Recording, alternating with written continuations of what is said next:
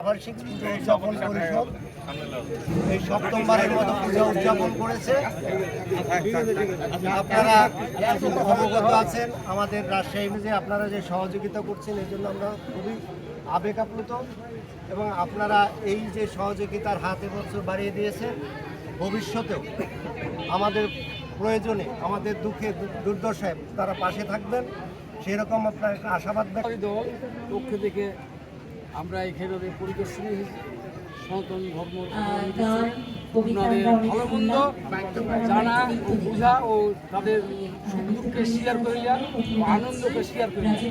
তারই হলো এই দেশ হলো একটা ধর্ম নিরপেক্ষ বা সুন্দর লোক বসবাস করে।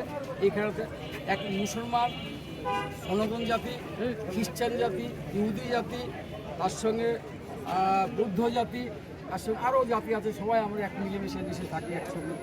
বর্তমান আমি যেখানে এসেছি সেটা হলো শরতের যে দুর্গা পুজো 560 খ্রিস্টাব্দে এই পুজোর আবিষ্কার করেছিলেন রাজা